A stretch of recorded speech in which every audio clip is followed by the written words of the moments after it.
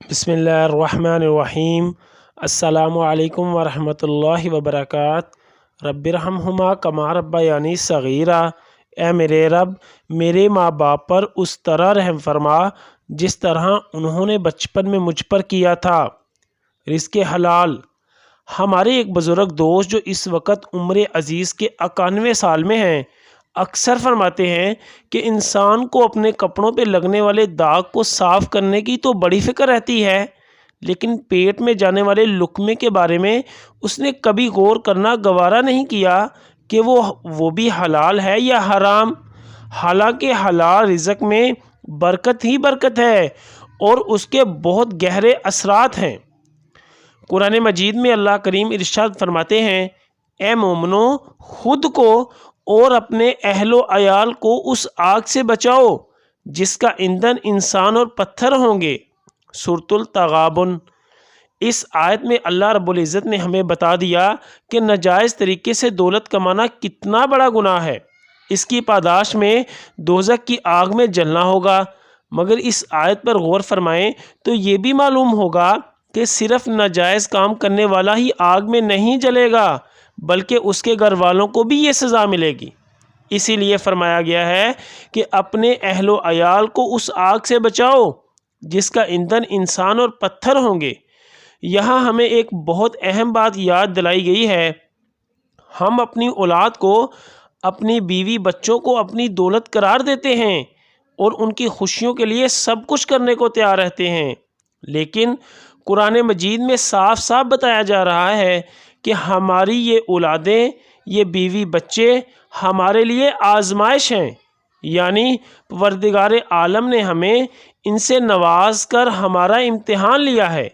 اگر ہم اس امتحان میں پورے اترے، یعنی ہم نے ان کی صحیح تربیت کی، انہیں حلال روزی کھلائی، تو آخرت میں کامیابی ہوگی۔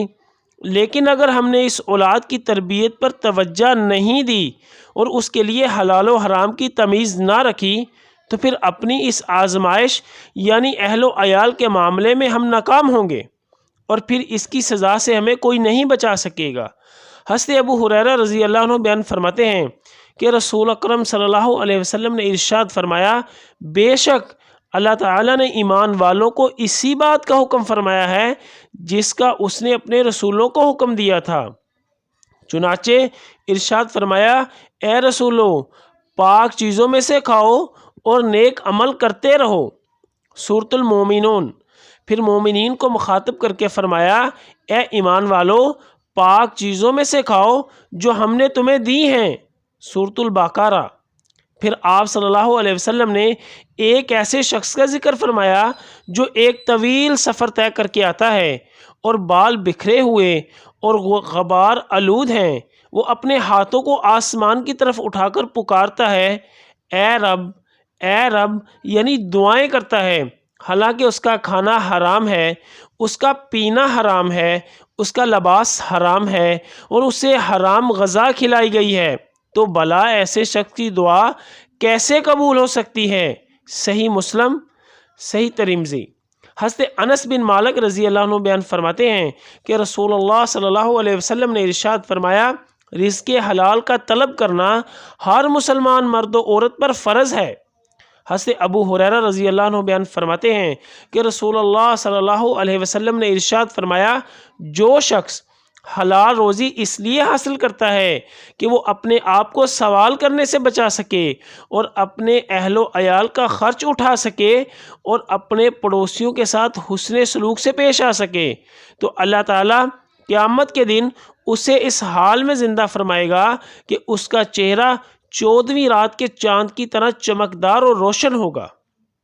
حضرت عبداللہ بن عمر رضی اللہ عنہ بیان فرماتے ہیں کہ رسول اکرم صلی اللہ علیہ وسلم نے ارشاد فرمایا، 4 چیزیں ایسی ہیں اگر وہ تمہیں حاصل ہو جائیں اور باقی دنیا کی کوئی چیز تمہیں حاصل نہ ہو تو کوئی افسوس کی بات نہیں ہے۔ وہ 4 چیزیں یہ ہیں، امانت کی حفاظت، بات کی سچائی، حسن خلق اور رزق حلال۔ حضرت انس بن مالک رضی اللہ عنہ بیان فرماتے ہیں کہ رسول اکرم صلی اللہ علیہ وسلم نے ارشاد فرمایا، جو شخص اپنے بوڑھے والدین کے لیے حلال روزی کماتا ہے اور دوڑ دھوپ میں رہتا ہے وہ اللہ کے راستے میں ہے، اور جو آدمی اپنے چھوٹے بچوں کی پرورش کے لیے محنت و مشقت کرتا ہے وہ بھی اللہ کے راستے میں ہے، اور جو آدمی اپنی ذات کے لیے محنت کرتا ہے تاکہ لوگوں کے سامنے ہاتھ نہ پھیلانا پڑے اور لوگوں سے بے پرواہ ہو جائے تو وہ بھی اللہ تعالیٰ کے راستے میں ہے۔ حضرت ابو بکر صدیق رضی اللہ عنہ فرماتے ہیں کہ رسول اکرم صلی اللہ علیہ وسلم نے ارشاد فرمایا، وہ جسم اپنی سزا پائے بغیر جنت میں داخل نہیں ہوگا جس کی پرورش حرام غذا سے کی گئی ہو۔ صحیح بخاری۔ حرام مال میں چوری کا مال، سود کا مال، رشوت کا مال، اسمبلنگ کا مال، اجرت زنا، اجرت قتل، اغوا برائے تاوان کا مال، غصب شدہ مال، یتیم کا مال، کم ناپ تول سے حاصل شدہ مال وغیرہ شامل ہیں۔ اللہ تعالیٰ نے قرآن مجید میں کم تولنے والوں کے لیے ناراضگی کا اظہار یوں کیا ہے، ارشاد خداوندی ہے، بہت بڑی خرابی ہے ناپ تول میں کمی کرنے والوں کے لیے۔ جب وہ لوگوں سے اپنا حق ناپ تول کر لیتے ہیں تو پورا پورا لیتے ہیں، اور جب لوگوں کو ناپ کر یا تول کر دیتے ہیں تو ان کو کمی کر دیتے ہیں۔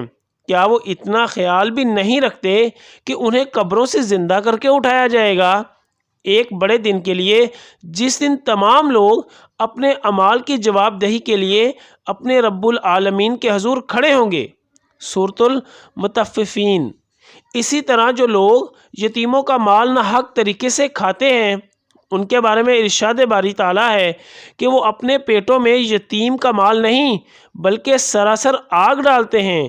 چنانچہ ارشاد خداوندی ہے، بے شک جو لوگ یتیموں کا مال ظلم کے ساتھ کھاتے ہیں وہ اپنے پیٹوں میں آگ ہی بھر رہے ہیں، اور عنقریب وہ بھڑکتی ہوئی آگ میں پہنچیں گے۔ سورۃ النساء۔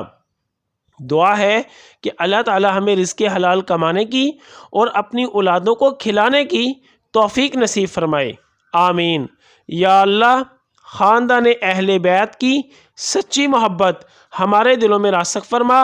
یا رسول اللہ صلی اللہ علیہ وسلم، ہمارے ماں باپ اور ہماری آل اولاد آپ صلی اللہ علیہ وسلم پر قربان ہو، آمین یا ارحم الراحمین۔